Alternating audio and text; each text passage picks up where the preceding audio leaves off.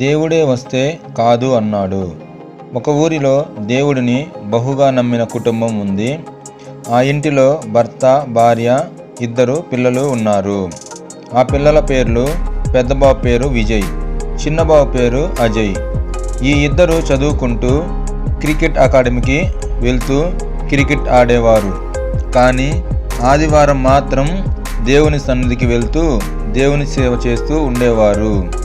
పెద్ద బాబుకు under 14లో school tournament start అయింది. కానీ ఆ బాబు దేవుని యందు అపనమ్మకంగా ఉండేవాడు.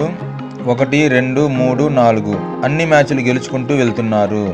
ఆ బాబుకి అడపా దడపా ఛాన్సులు బ్యాటింగ్లో వస్తూ ఉన్నప్పటికీ కొంచెం స్కోర్లు చేస్తున్నాడు. ఆఖరికి ఫైనల్ చేరుకున్నారు. ఫైనల్ మ్యాచ్ పెద్ద ఇంటర్నేషనల్ స్టేడియంలో పెట్టారు. మరో 3 రోజులలో ఫైనల్ మ్యాచ్. ఎవరో చెప్పారు ఆ పిల్లవాడికి, ఫైనల్ మ్యాచ్లో 50 రన్స్ కొడితే చాలు, నిన్ను సెలెక్ట్ చేస్తారు అన్నారు. ఆదివారం దేవుని సన్నిధికి వెళ్ళి సేవ చేశారు. సాయంత్రం అయింది. దేవుని సన్నిధిలో ఫ్రీగా డైరీ బుక్స్ ఇస్తున్నారు. అందరూ లైన్లో ఉన్నారు.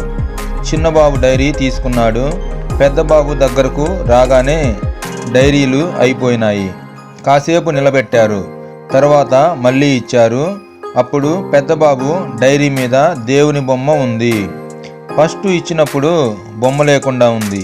ఆ పెద్దబాబు దేవుడు నా దగ్గరకు వచ్చాడు అని గుర్తించలేకపోయాడు. ఇంటికి వెళ్ళిన తర్వాత డైరీస్ మార్చుకుందాం అని మార్చుకున్నాడు. తర్వాత ఫైనల్ మ్యాచ్కు వెళ్ళారు. మ్యాచ్ స్టార్ట్ అయింది. ఈ బాబు ఎంత ఎదురు చూశాడో బ్యాటింగ్ ఆడి 50 రన్స్ కొడదాము అని. కానీ వికెట్స్ మాత్రం పడడం లేదు. 1, 2 వికెట్స్ పడినా కానీ అతనికి మాత్రం ఒక్క బాల్ కూడా ఆడే అవకాశం రాలేదు. అప్పుడు ఆ పిల్లవాడు ఎంతగా ఏడ్చాడో, ఎంతగా తపన పడిపోయాడో.